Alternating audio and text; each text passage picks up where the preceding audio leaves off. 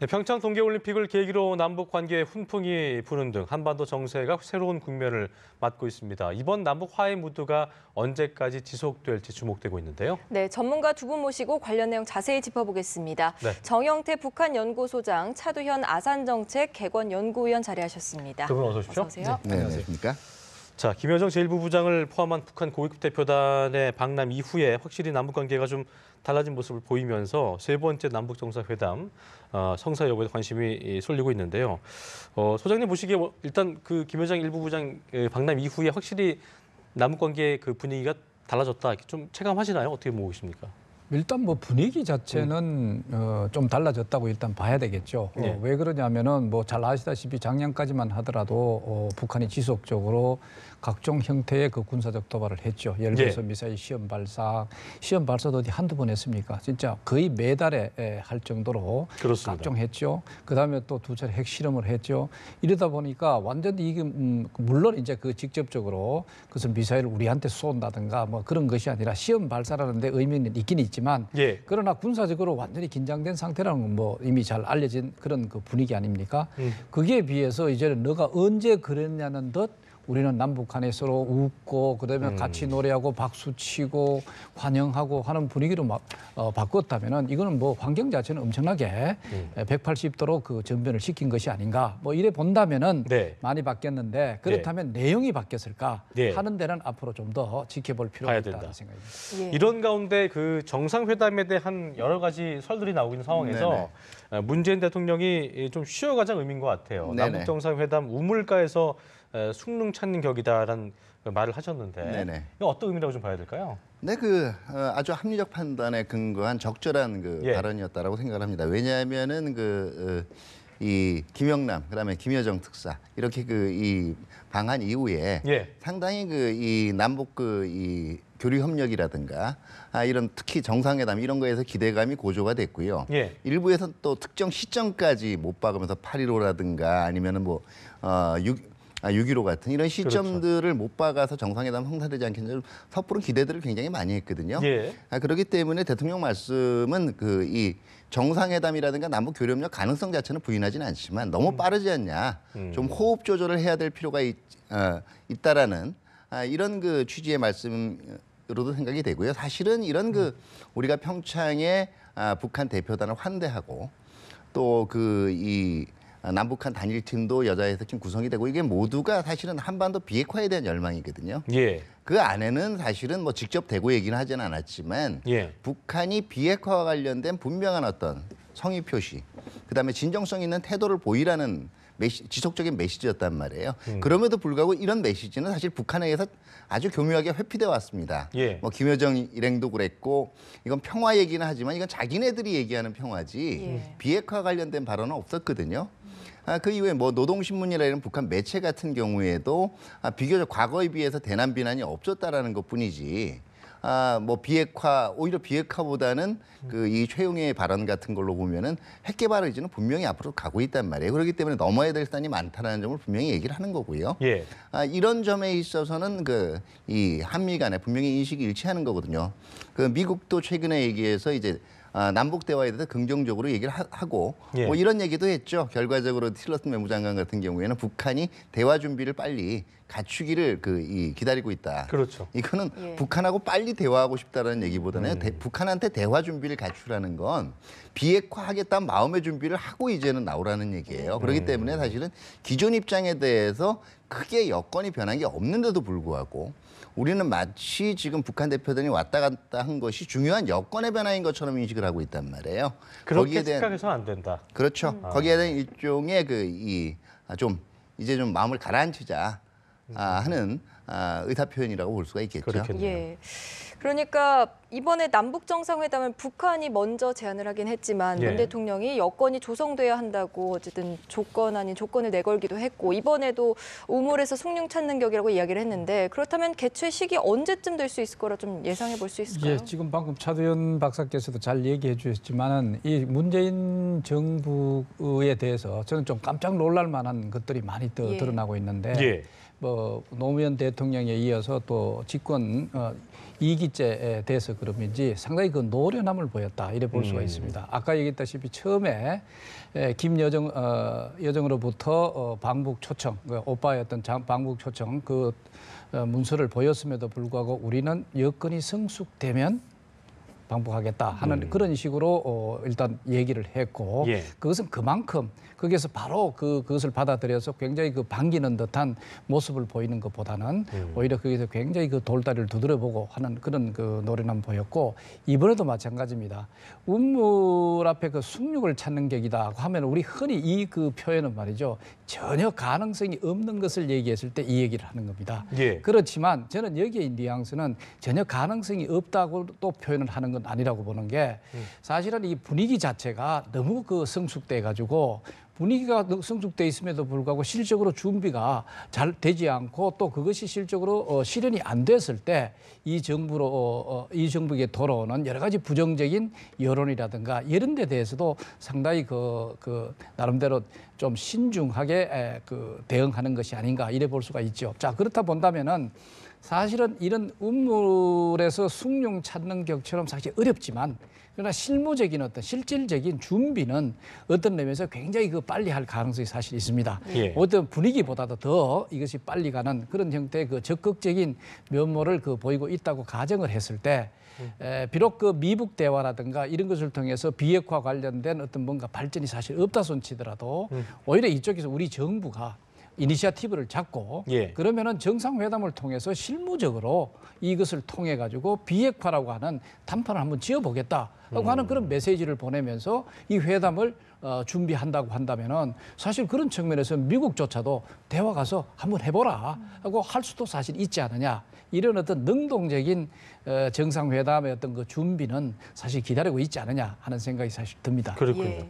그리고 또 이제 조성돼야 될 여건 중에 하나가 이제 아까 말씀하셨습니다만 북미 대화가 굉장히 필요해 네, 보이는 그렇죠. 부분인 건데 아까 이제 렉스 틸러슨 미 국방장관이 북한 대화가 준비됐다 말하기를 기울이고 있다 미국은 네네. 이 가능성을 열어두면서도 한편으로는 압박 기준은 변화가 없는 상황이거든요. 네, 그렇죠. 그런 와중에 이제 또 고노타로 일본 외무상도 어떤 북미 간의 예비적 대화의 필요성을 시사했기 때문에 네네. 북미 간의 만남이 어떻게 좀 이루어지게 될 것인가 또 북한의 어떤 태도 변화가 정말 있을 것인가도 궁금해지거든요. 네네. 어떻게 좀 보고 계세요? 일단은 그동안 워낙 이 전국이 경색됐었기 때문에 그 미국이 얘기하는 대화를 위한 대화라도 좋다라는 거죠. 일단 분위기를 누그러뜨리기 위한 대화는 미국도 긍정적으로 생각을 하는 거예요. 예. 근데 일반적으로 우리가 생각하는 좁은 의미의 대화, 진짜 협상이 비핵화와 관련된 협상이 시작이 되려면 미국이 여러 가지를 얘기했죠. 이제 일단 한 60일 이상 도발 행위를 하지 않고 아마 미국이 생각하는 건 단순히 평창 기간뿐만 아니라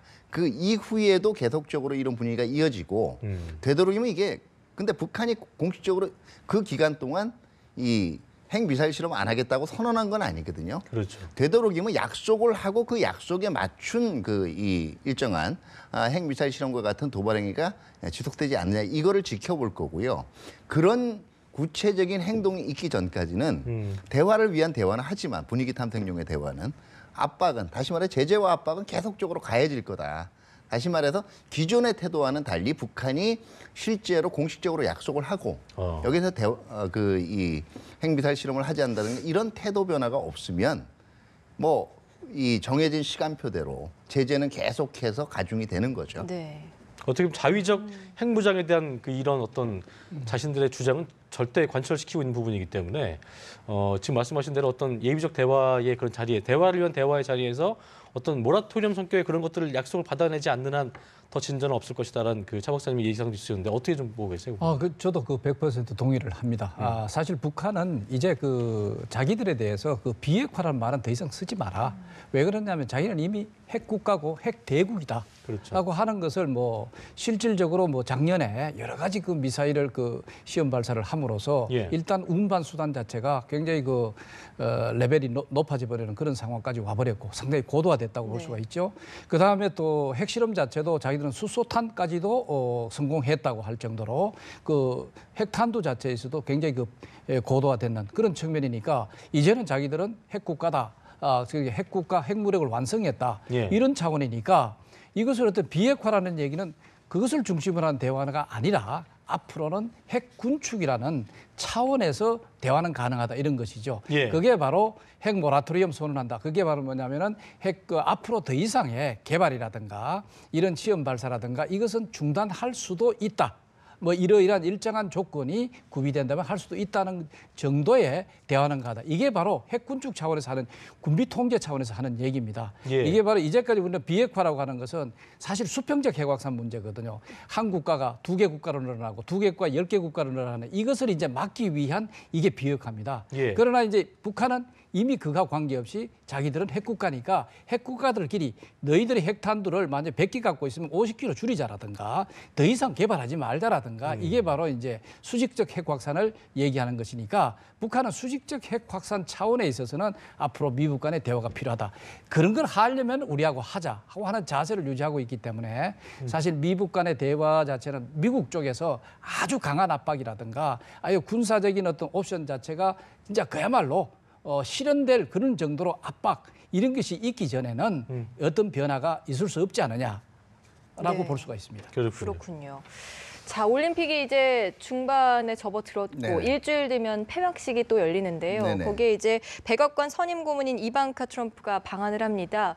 주목을 받고 있는데 그 방한하면서 또 북미 대화에 어떤 물꼬가 틀 수 있을지 어떻게 좀 예상하십니까? 네, 제가 볼 때는 이 이방카가 이 백악관 이 선임 고문의 자격으로 예. 방한을 하거나 하지만 이거를 미북 대화하고 연결짓는 건 제가 볼 땐 지나치게 지금 앞서가는 그건 네. 것 같아요. 그렇습니다. 어디까지나 지금 이방카의 외교는 뭐 그동안 얘기해왔듯이 그 전반적인 평창에서의 마지막 올림픽 성공에 방점을 찍는다는 이 동맹으로서의 그 어떤 우호의 과시지 이거 자체가 가서 이 미북 대화를 이제부터 개시하겠다라는 의사 표현으로 보기에는 무리가 있고요. 예. 실질적으로 체제의 차이예요. 김정은이 자기 동생을 보내서 이게 아주 중요한 메시지를 전달하는 것처럼 지금 이 제스처를 취했잖아요. 예. 이게 수령제니까 가능한 거예요.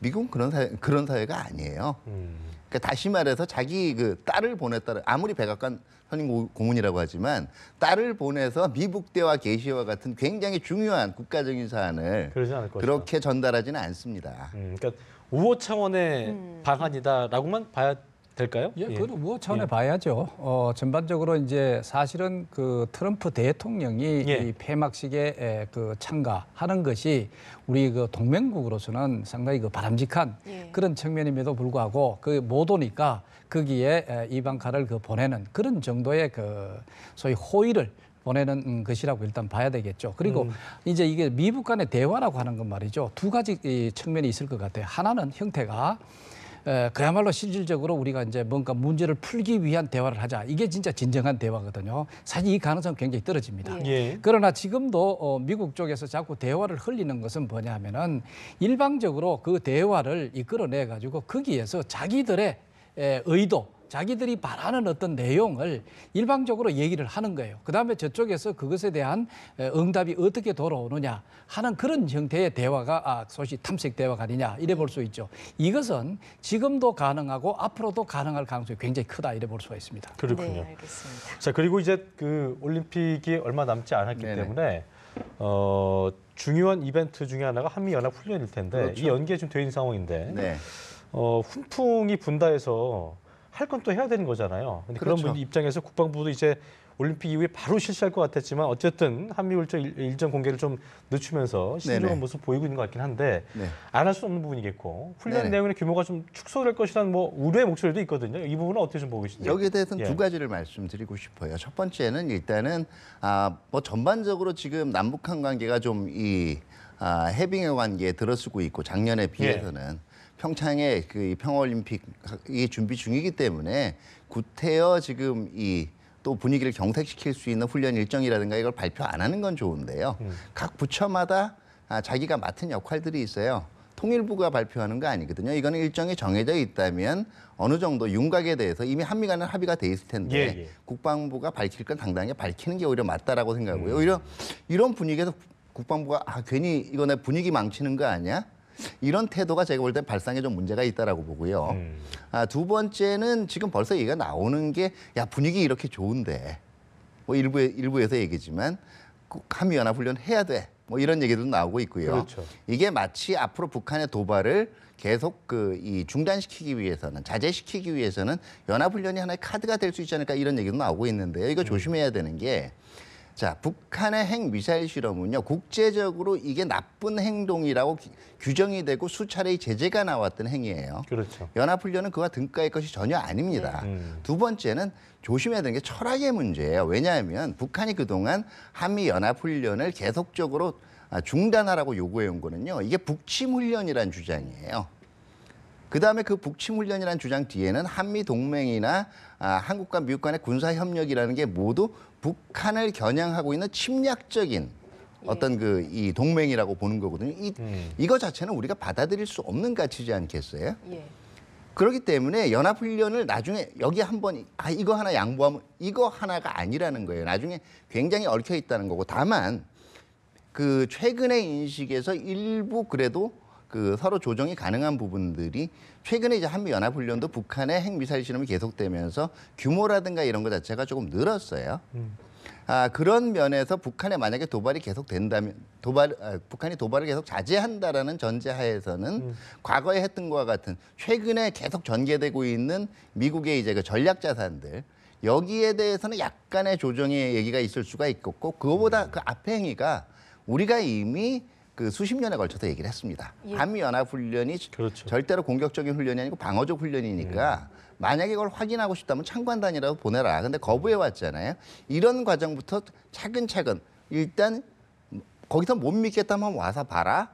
그리고 만약에 그게 그 우려스럽다면 최근에 북한이 계속적으로 핵미사일 실험을 하고 한반도 그 긴장을 고조하면서 늘어났던 그 전력에 대해서 일부 조정을 할 수가 있겠지만 이게 전반적인 훈련의 규모 축소 또는 뭐 연기 이걸 일부에서 얘기하시는 분들이 있는데요. 제가 보기에는 그게 썩 정확한 발상이 아니라고 생각이 돼요. 자, 예. 정 박사님도 지금 사 박사님 얘기하신 대로 일부에서의 그런 의견들, 한미 동맹 훈련의 어떤 그 축소라든가 이런 부분에 대해서 어떻게 생각하고 계십니까? 이것은 아마 그 연기라든가 축소는 저는 있을 수 없다고 보고 예. 또 있지도 않을 겁니다. 왜 그러냐면은 평창 동계 올림픽을 시작할 때 남북한이 이 단일팀으로 또 하는 이런 문제가 사실 있을 때 항상 예. 우리 정부가 강조했는 것은 뭐냐면은 한미연합 군사훈련은 이것과 별개다. 이것은 이제 예정대로 우리가 연기할 뿐이다 하고 강조를 했거든요. 사실은 이것이 그대로 하는 것이 우리 정부가 앞으로 남북 대화를 하는 데 있어서도 우리가 좀 주도적으로 그래도 이끌어가는 데서 오히려 좋을 것이다. 예. 왜 그러냐면은 우리도 군사적 수단, 이 동맹관계지만 이것을 활용해서 최대한 우리의 어떤 그 군사적 역량을 저쪽에 또 그다음에 또 우리의 의도를 과시를 하고 그다음에 또 다시 이제 우리가 남북 대화를 하는 것과 마찬가지로 사실 이거는 북한도 똑같이 쓰고 있다. 자기들이 저 평양에서 228이라 해가지고 군사 퍼레이드를 하고 또 이쪽에서 또 그 화해 무드로 나가고 이와 마찬가지로 자기들이 이제 남북 대화라든가 이것도 주도적으로 나가려고 노력하는 그 모습이거든요. 우리도 마찬가지입니다.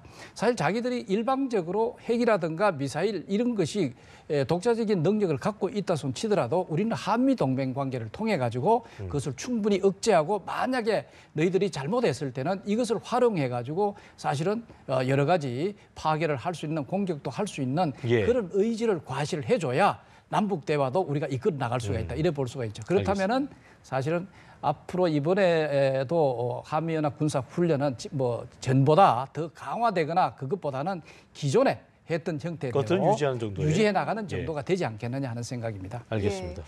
그렇다면 이 부분도 좀 궁금해집니다. 네. 평창올림픽 이후에 지금은 평화 무드지만 네. 북한이 혹시 또 도발을 할 수 있지 않습니까? 네네. 이거에 대해서는 어떻게 예상하십니까? 뭐 충분히 가능성이 있죠. 가능성이 그러니까 있다. 이 북한이 이번에 그 김여정까지를 보내고 그다음에 이제 이 평창 올림픽에 선수단이 이렇게 선수단도 파견을 하고 전체적으로 대표단이 오고 이런 분위기 자체 의도를 세 가지로 볼 수가 있어요.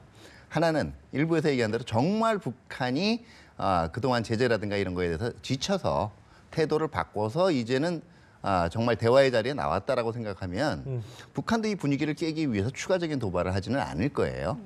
그다음에 두 번째는 북한이 그렇게 못 견딜 정도는 아니지만 일종의 그래도 중장기적으로는 제재나 이게 부담스럽고 자기네들 대화할 생각이 있지만 체면이 있기 때문에 낯을 살려야 되겠다. 하는 그 이 차원에서 접근을 한 것이라면 제가 보기에는 결과적으로 분위기를 급냉으로 몰아갈 수 있는 그 ICBM, 다시 말해 미국 본토를 겨냥할 수 있는 대륙간 탄도탄 실험이라든가 이런 거보다는 뭐 신형 잠수함 발사 미사일 SLBM 같은 걸로 나올 수가 있고요. 세 번째는 이제 전혀 다른 거죠. 북한이 단순히 핵 미사일 개발을 위한 시간 벌기용으로 철저한 평화 공세용으로 위장된 평화용으로 이걸 활용해 왔다라고 얘기할 때는 결국 북한도 빨리 지금 핵 미사일 이 기술의 완성을, 그러니까 자기네들이 작년 11월 말에 급히 선언했지만 정말 말 그대로 핵무력 완성을 하려면 지금 가장 그 중에 백미라고 할 수 있는, 그리고 마지막에 활용 첨정이라고 할 수 있는 것이 ICBM 기술이거든요. 예. 그럼 이거부터 하고 나올 거예요. 그러니까 거꾸로 얘기하면 역으로 평창올림픽 이후에 3월, 4월 특히 한미연합훈련 기간, 요 기간 중에 북한이 어떤 행동을 하느냐에 따라서 그렇겠네요. 1, 2월 북한이 보여줬던 그 행동의 네. 실제 의도가 어디였나를 또 파악해 볼 수 있는 계기도 될 수가 있겠죠. 정 박사님 예. 의견 짧게 듣고 마무리 짓겠습니다. 그 북한이 항상 병행 정책을 쓰고 있다는 것을 이해할 필요가 있습니다. 예. 우리가 남북 대화를 본격적으로 하고 있는 상황에도 서해 해상의 어떤 그런 충돌이라든가 군사적 도발을 감행하는 것과 마찬가지로 이 군사적 도발을 활용해 가지고 그 다음에 자기들이 대화에 있어서 뭔가 주도권을 장악을 한다든가 또 이끌어 나가는 그런 모습을 보이기 때문에 이번에 이러한 화해 무드가 있다고 해가지고 북한이 군사적 도발은 없을 것이다 하고 하는 이분법적인 그런 판단은 저는 결코 동의를 하지 않습니다. 알겠습니다. 그렇기 때문에 예. 항상 군사적 도발은 기다리고 있다라고 하는 자세로 우리가 대비 태세를 갖춰야 된다. 이렇게 항상 볼 수가 대비해야 있습니다. 된다. 항상 대비를 해야 알겠습니다. 네. 지금까지 평창올림픽 이후의 남북관계 전막을 정영태 북한연구소장 그리고 차두현 아산정책 개관연구위원 두 분과 함께 자세히 짚어봤습니다. 오늘 말씀 고맙습니다. 맞습니다. 네, 감사합니다.